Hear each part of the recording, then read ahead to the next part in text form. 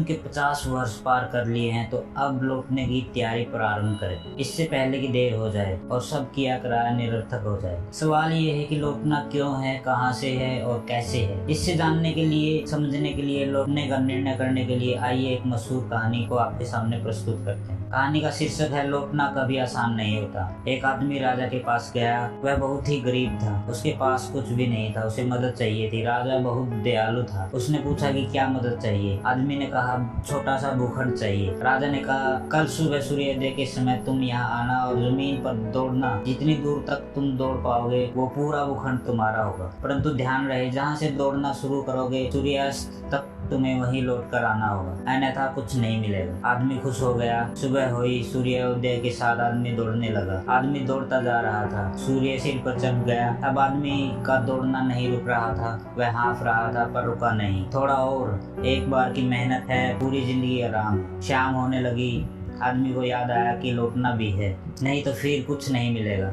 उसने देखा कि काफी दूर तक चला आया था, अब उसे लौटना था, पर लौटता कैसे। सूर्य पश्चिम की ओर मुड़ चुका था। आदमी ने पूरा दम लगाया, वो लौट सकता था, पर समय तेजी से बीत रहा था। थोड़ी ताकत और लगानी होगी। वो पूरी गति से दौड़ने लगा, पर अब दौड़ा नहीं जा रहा था। वह थक कर गिर चुका था और उसके प्राण वहीं निकल गए। राजा यह सब देख रहा था। अपने सहयोगियों के साथ वह वहां आया जहाँ आदमी जमीन पर गिरा हुआ था। राजा ने उसे गौर से देखा, फिर सिर्फ इतना ही कहा, इसे सिर्फ 2 गज जमीन की दरकार थी, नाहक ही इतना दौड़ रहा था। आदमी को लौटना था पर लौट नहीं पाया। वह लौट गया वहां जहां से कोई लौट कर वापिस नहीं आता। अब जरा उस आदमी की जगह अपने आप को रख कर कल्पना करें, कहीं हम भी तो वही भारी भूल नहीं कर रहे हैं जैसे कि उसने की। हमें अपनी चाहतों की सीमा का पता नहीं होता।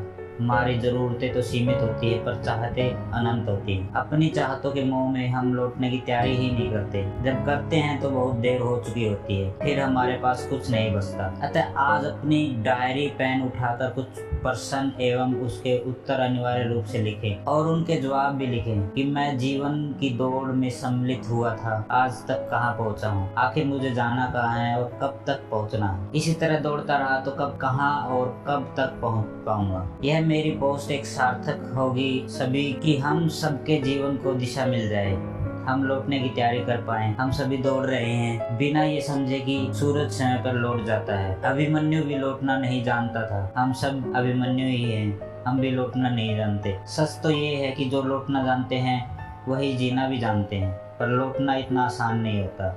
काश कहानी का वो पात्र समय से लौट पाता।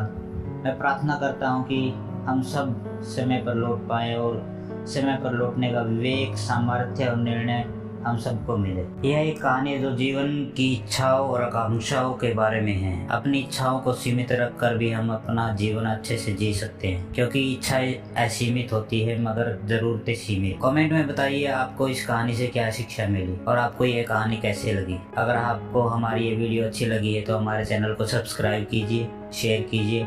जय माता दी। धन्यवाद। जय माता दी।